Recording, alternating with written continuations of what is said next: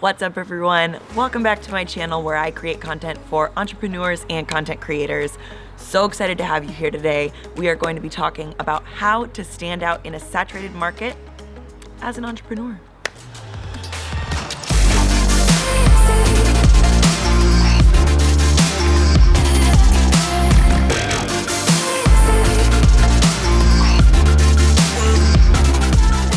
So in this video, I'm going to be talking about 3 specific tips to help you stand out in a saturated market. First tip is to identify your niche and your ideal client. Second tip is to nail down your branding. Third tip is to create content that people in your niche are looking for. So let's dive in. First tip is identify your niche and your ideal client. So I'm not gonna go into a ton of detail about how to ID your niche. That's going to be for a later videos. But in order to identify your ideal client, you've gotta figure out who your products or services are going to be helping, who's going to get value from what you're offering. One important thing to note, if you are just starting off on your entrepreneur journey, then you may have to take on a few non-ideal clients. I've had to do that while I've been building my business. It allows you to build that portfolio. It allows you to figure out which types of work you do and don't want to do. As a video producer and photographer, I've taken on quite a few shoots where afterward I'm left with this taste in my mouth and I'm like, well, maybe that was fun for a second, but this isn't necessarily the exact path that I want to go down with my business. It's okay to accept work from a few non-ideal clients while you're building your business. Sometimes that is necessary. You gotta pay the bills. It's all good. As long as you are growing in your experience and striving for those ideal clients as you grow your business, you're gonna end up in the right place. It's okay if you have to take a non-ideal client here and there. You won't be stuck there. For me personally, my ideal clients are entrepreneurs, small business owners who are ready to take their business to that next level with quality video production. I don't want the people who are coming to me for $150 videos that we shoot on their iPhone. That's not going to make me happy as an entrepreneur. It's not going to be something I'm passionate about that I want to chase after.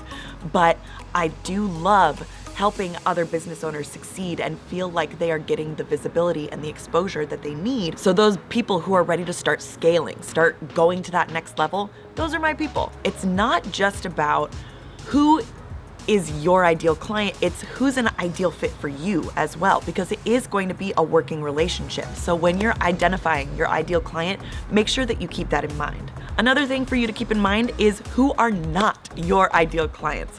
Like I said, my ideal clients are not the people who want to pay me $100 for a video. It just isn't going to make sense for me and how I want to grow my business. So it's just as important to make sure that your client is an ideal fit for you, because we all want to enjoy what we do, people. Come on now. So once you identify who this niche group of humans is, you can really start narrowing down your marketing efforts to make sure that your messaging doesn't get lost in the noise. By the way, if you have not found your niche yet for your business, I will be posting videos about this coming up. Make sure you hit that subscribe button so that you're notified when those videos come out and so you don't miss a thing. All right, next tip, nail down your branding. This entails a few different things. Once you've identified those ideal clients, you want to make sure that your branding is nailed down, buttoned up, and that you are incorporating it in all of the content you are pushing out across social media, on your website, in your emails, all your marketing efforts. It needs to be all buttoned up. So let's talk about visual branding. This is something that I deal with on a daily basis with every one of my clients. Visual branding entails your brand colors, your brand fonts, any sort of specific imagery that you associate with your brand values that is incorporated through imagery. Maybe you use specific templates and designs. All of this is stuff that you need to figure out to make your brand look more cohesive on a universal level. We just had lights turn on. My lighting might be weird, whatever. But let's talk about visual branding a little bit more. Color palette is so important. I would highly recommend working with a graphic designer to determine your color palette.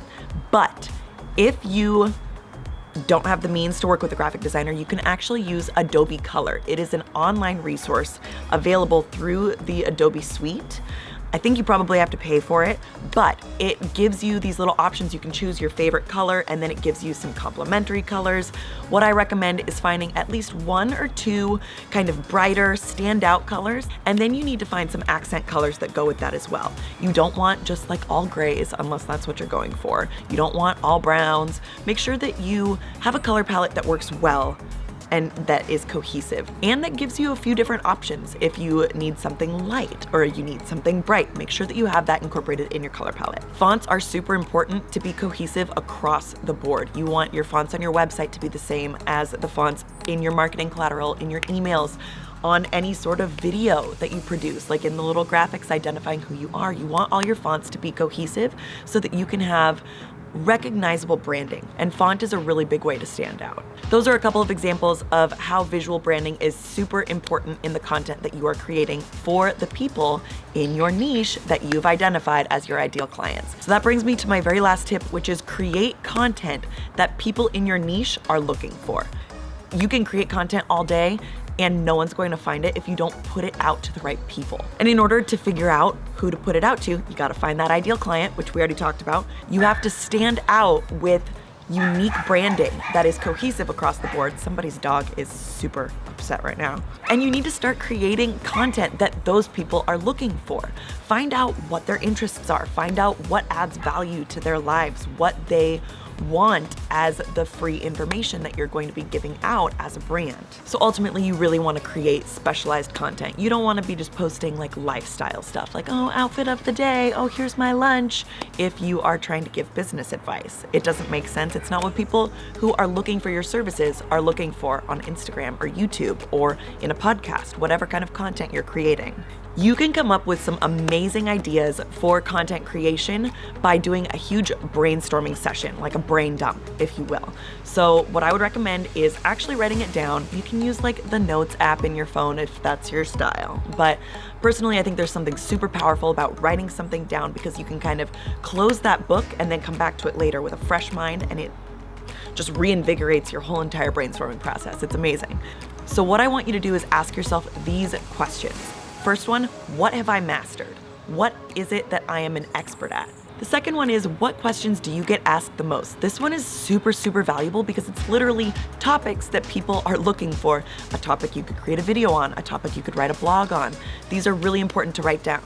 The third thing I want you to ask yourself is, what do you get complimented most on about the way that you run your business? And the last question is, what makes you jump out of bed in the morning, super excited to start your day and get to work? What is it that excites you most about what you do? Marinate on those 4 things, write down as many answers as you possibly can. Then close that book, come back to it the next day, write down any more that might come to mind after a day of thinking about it. Close the book again and let it sit.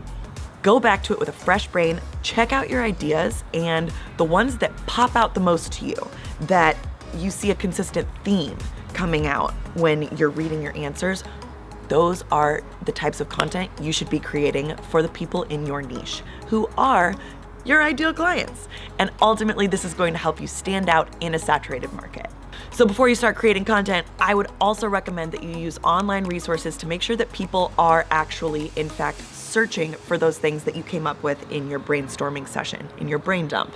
This brings us full circle, guys. In order to stand out as an entrepreneur in a saturated market, you need to identify your niche and your ideal client. You need to nail down your branding and make sure that you are creating content that people in your niche are looking for. You don't want to waste your marketing efforts. Your time is valuable. And ultimately, we all want to help each other succeed. So if you liked this video, please let me know, and I will see you in the next one. Thanks, guys.